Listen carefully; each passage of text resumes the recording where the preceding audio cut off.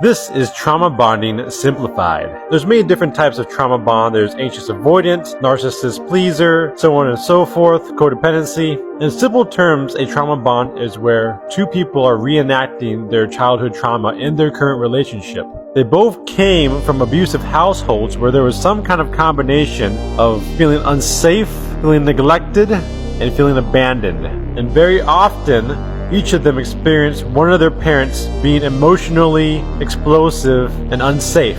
The other parent that they had was more withdrawn. And so they go out in life finding partners that match that dynamic that they experience. So for example, this person might find a partner that directly reminds them of their mother. And then this person will find a partner that directly reminds them of their father.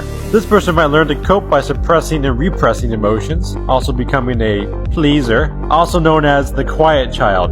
This person learns to cope by projecting emotion to control, also known as the loud child. And so they get into what I call the infinite loop of doom, where this person does a certain type of behavior. Let's say, for example, it is not communicating well, not expressing emotions, maybe working too much, hiding in their work. And so that will trigger this person's abandonment wound, not feeling heard, not feeling seen, feeling alone. And so when they feel that way, it's going to kickstart their behaviors to cope with that. Those behaviors might come off as criticizing, complaining, projecting anger, getting emotional. And that will then touch this person's trigger, touching this person's trigger around feeling unworthy, not feeling good enough, feeling unsafe because of this person's emotional outburst. And so that will kickstart this person's behavior pattern to withdraw even more, to run and hide and work and video games, hanging out with other friends, running away or freezing up to try to protect themselves. And then that would just continue to, again, as we saw before, trigger their abandonment wound more.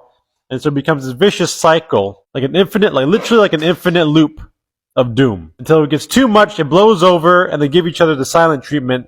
They sweep it all under the rug and pretend that everything's okay until the next fight happens. And then the loop begins again and again and again. And if these people do not resolve their own personal trauma that's creating these looping trauma patterns in each other, they will then have children that learn to cope in the same way that they had to cope to survive, repeating the same trauma pattern as their parents. And they have more kids that will then find their trauma counterpart and then keep kicking the trauma down the family tree, like so. So we call generational trauma. And until someone gets to the awareness to want to work on all of this stuff, it will continue and continue and continue. But luckily, if you are one of the few out there that is watching this, is curious about this and wants to work on this stuff, you're one of the rare people that wants to end the cycle of trauma suffering. And that's a beautiful thing. And that's what we're all here for, is to end the generational trauma, to have more love and fulfillment in our lives, but also to pass that on to future generations and the people all around us. Anyways, I'm Brian, and I'm a relationship and spiritual coach.